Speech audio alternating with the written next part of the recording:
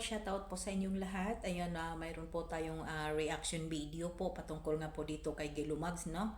Ayan, at siyempre po, ay alam naman po natin na marami na po tayong mga kasamahan na nagbibigay ng reaction dito, no? At siyempre, bago tayo magsimula at magbigay po ng opinion, at isang mapagpalang araw po muna sa ating ama ng Kalingap, Kuya Bal Santos Matubang, Ate Edna Kalingap Rab, Miss Jack Matubang. Please po, support po natin ang kanilang mga Facebook page at ang kanila pong mga YouTube channel. At syempre po, shoutout sa Kalingap Strikers, hindi ko na po kayo maisa-isa.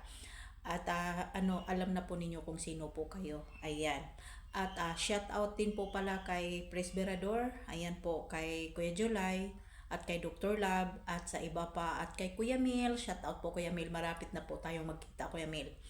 Ngayon po, at bago po tayo magbigay ng opinion, ayan, pakinggan po muna natin tong sinasabi ni Gilumags dito sa kanya pong live. Parang hindi yata maganda, no? Ayan. Dan mo pa charity mo, sabi sa Karaba dapat maka-8 charities sa suporta kami sa iyo. Sige po. Hindi lang 8 yan kapag may pang-suporta. Saka hindi na nila ako kailangan utusan sa about sa pagcha-charity ko. Alam ko naman ang pagcha-charity. Ayan. Walang O diba? Para po sa akin, Gilumags, kung talaga pong charity vlogger kang hindi mo ginamit ang Kalingap, matagal na. Paldo ka na nga po nung panahon pa lang ng kasagsagan pa lang ng Rina Mimay. Nandyan pa si Rina Mimay sa sa Kalingap. Paldo ka na po. Promise, isa po ako sa admin.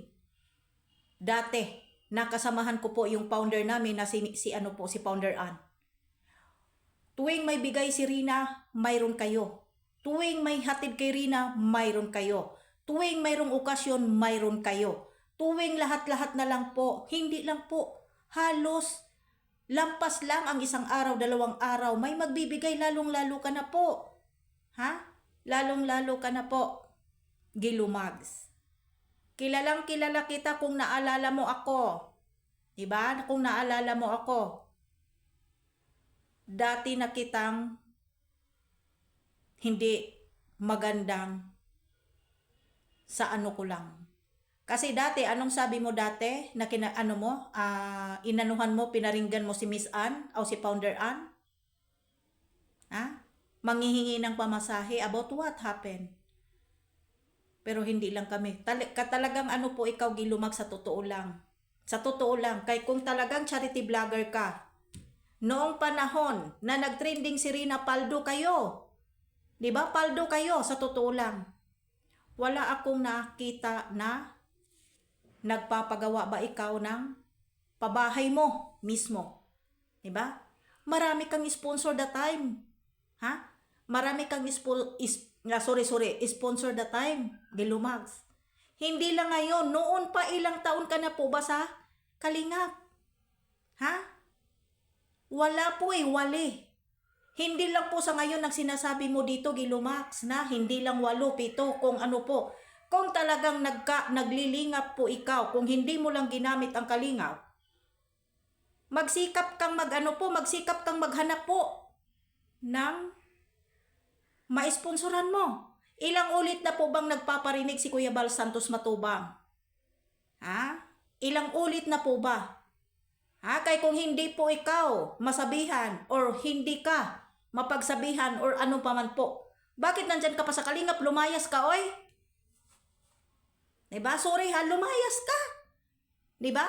Ang tagal ka nang napaldo-paldo dyan. Pa-live-live lang. Pasama-sama kay Kalingap Rab. Saan ang trending? Doon ka eh. Real talk lang po. Real talk lang po. Ito, just my opinion. Dahil yan po ang natignan ko sa'yo. At napakiramdaman ko. Dahil noon pa man ang panahon ni Rina, paldo ka na. Dahil alam ko, tuwing may ibigay ka, tuwing may paabot sa iyo, mayroon ka hindi lang 500, 1,000, 3,000, marami po. Pero wala kami nakita ng project mo sa sarili mo bilang isang charity vlogger. Wala kang ibang ginawa kundi dumikit sa mga nagtrending. Sumama kay Kalingap Rab, wala kang sariling paghahanap ng matutulungan. Binubulsa mo lahat, hindi ka nga tumutulong eh. Well, nakita ko rin naman po, pero ilan lang o ilang taon na ba? Ilang taon na bang nakalipas? Nagtrending na po din si Beyonce noon, nagtrending na po yung Erika dati, nagtrending na po yung ano kung ano-ano. Diba? Pero dito lang ako na pagtagpi-tagpi ko ang lahat ng sinasabi mong hindi ka dapat utusan, lumayas ka sa Kalingap. Ha? At yung nga lang magsabi sa iyo na mag-utos? Ha? Ano nga po bang magagawa ni Kuya Bal? Dapat lang naman magsalita si Kuya Bal. Sa sinasabi ni Kuya Bal, maraming nawildan, di ba? Di ba? Maraming mga charity vlogger na para live lang, namumula, nangyayelo ang palipad, pero wala silang nakita na mga tinutulungan. Ang tagal-tagal mo na nga sa Kalingap, pero hindi pa kita nakitaan na nagpapagawa ka ng pabahay ng iyong tinutulungan. Yan lang po. Para sa akin lang po ito, Gilumac, sa totoo lang. Paldo ka na noong panahon pa lang ng kasagsagan ng Idrin, ha? Rosia, kay Rosel at kay Dudong dati. Paldo ka na. Mayroon, hindi lang ikaw yung mga original na keyboys dati. Pasama-sama kayo ni Kalingap Rab. Puro kayo sama. Tulong lang, lagi kang nakadikit sa mga trending dati. Pero ngayon sasabihin mo, walang nag-uutos sa'yo, ay di lumayas ka sa Kalingap. Alam naman namin na ginamit lang natin, yes, matawag na natin ginamit ang Kalingap, pero sana bilang isang charity, may mga sponsor kayo, ano yon? Nag-i-sponsor kayo sa pangsarili ninyo? Nag-ino-sponsoran kayo para sa pangsarili ninyong interes?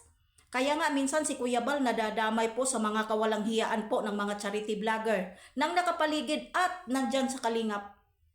Diba? Nadadamay si Kuya Bal, nadadamay si Kalingap Rab dahil laging sinasabing mga scammer, nangupit. Samantala wala naman talagang ginawa po si Kalingap Rab at si Kuya Bal dyan eh.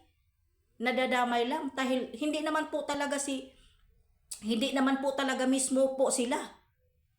Diba? Kasi kusang binigay. Yes, alam natin yan, kusang binigay.